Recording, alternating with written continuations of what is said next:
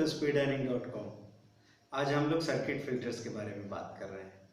Circuit filter एक mechanism है जो बाजार में प्राइस के मूवमेंट को कंट्रोल करता है। प्राइस सेंटिमेंट से प्रभावित होती है, कभी कोई र्यूमर जैसी चीज आ जाती है तो अनड्यूली मूवमेंट, कोई अनरीजनेबल मूवमेंट किसी स्क्रिप्ट में हो सकता है। तो एक्सचेंज में ऐसा प्रोविजन है कि किसी भी स्टॉक के प्राइस को एक जगह रोक दिया जाए, एक लिमिट पर। तो 100 रुपीज़ का अगर शेयर है प्रीवियस क्लोज, तो 20% तक का आज के दिन गेन हो सकता है, उसके ऊपर नहीं जा सकता। तो ये अपर सर्किट फिल्टर कहलाएगा। 120 पे अपर सर्किट हो जाएगा। अब आज के दिन 120 के ऊपर नहीं जा पा रहा। अगर ऊपर 20% का लिमिट है तो नीचे 100 से 80, नीचे भी वही 20% का लिमिट रहेगा। तो अपर सर्किट को ओनली बायर भी कहा जाता है, क्योंकि जब आप स्क्रीन पे देखते हैं तो आपको वहां पे बायर्स ही बायर्स दिखते हैं, सेलर्स नहीं है। तो हर आदमी खरीदना चाहता है लेकिन खरीद नहीं सकता।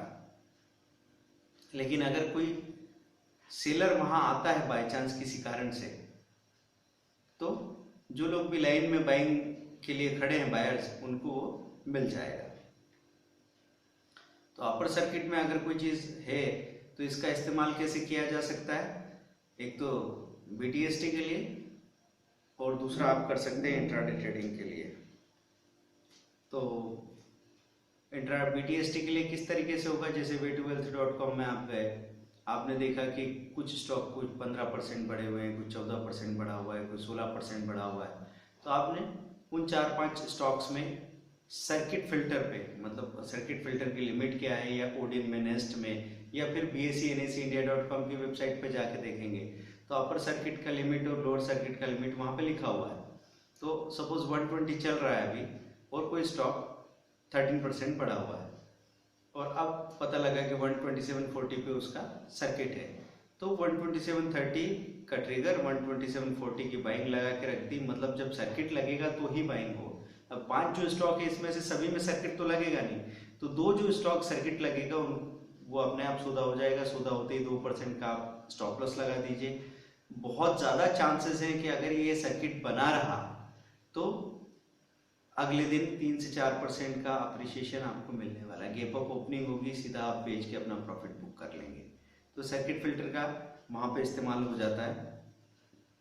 लोअर सर्किट 100 से 80 पे चला गया तो ओनली सेलर कहलाएगा। वहां पे सेलर से बायर है ही नहीं।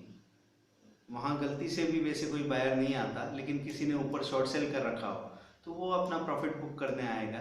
तो जो लोग लाइन में सेल करने के लिए खड़े हैं उनमें से किसी का सौदा होने की संभावना बन जाती है।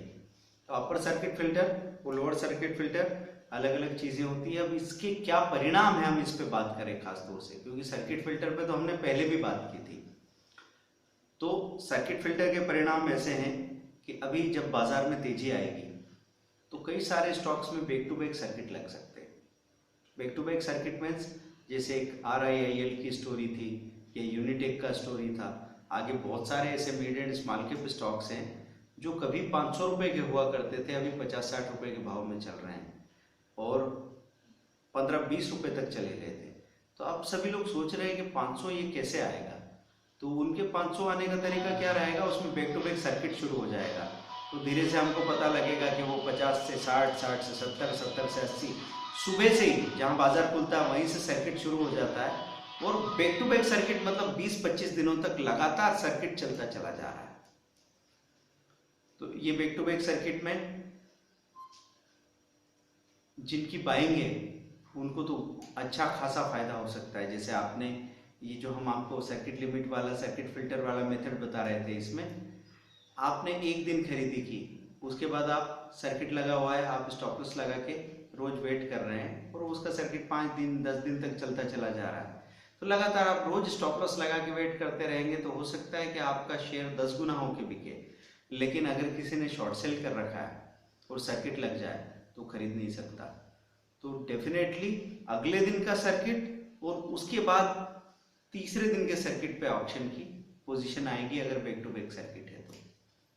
अगर सर्किट नहीं लग रहा है अगले दिन, तो वो जो प्रोविजन है अगले दिन के क्लोज से 20% के प्लस माइनस के साथ में तीसरे दिन ऑप्शन होता है।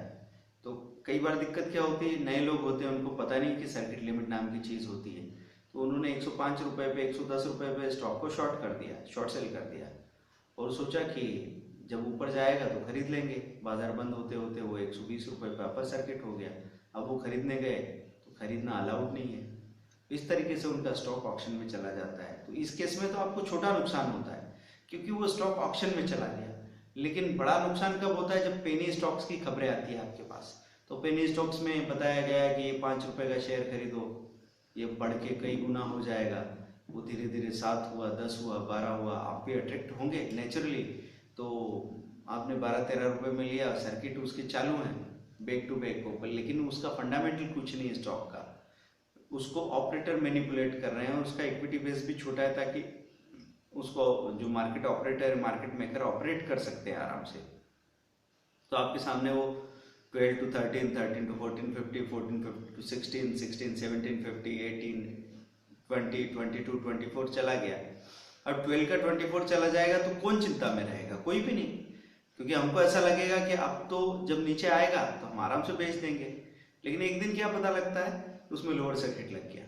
24 से वो 22 के लोअर सर्किट पे, और वहाँ से 21, 20, 19, 16, 15 बेचना चाहो तो बेचने का मौका ही नहीं, क्योंकि बाजार खुलता है वहीं से back to back lower circuit है आपके सामने। आपका 12 रुपये का शेयर 6 रुपये का या 2 रुपये का रह सकता है। ऐसे लोग पेनी स्टॉक में उलझ जाते हैं। सर्किट फिल्टर को समझना बहुत ज़्यादा ज़रूरी है, क्योंकि ये वो चीज़ें हैं जिनके बारे में रोज रोज बात नहीं हो रही। ये घटनाएं आपके साथ रोज रोज नहीं हो रही।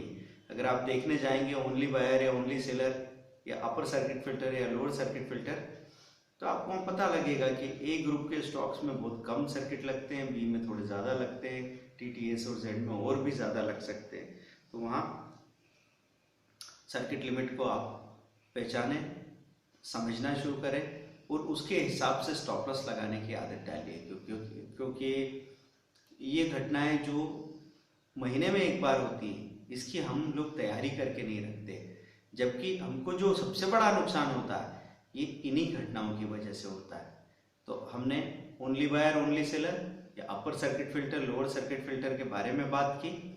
इसमें आपको बताया गया कि 2%, 5%, 10% और 20% का सर्किट होता है। अगर 3 दिन तक लगातार 20% का सर्किट हो जाए तो उसको 10 की लिमिट में डाल दिया जाएगा। 10 की जब लगातार सर्किट फिल्टर्स हो जाएंगे तो 5 की लिमिट में डाल देंगे। फिर एक्सचेंज डिसाइड करेगा कि उसको कब अगली लिमिट में डालना होगा किसी स्टॉक को। और नो फिल्टर कहाँ होता है? जो नए इश्यू लिस्ट हो रहे हैं IPOs, उनमें नहीं होता है। और F&O में जो स्टॉक लिस्टेड है उनमें कोई सर्किट फिल्टर नहीं होता।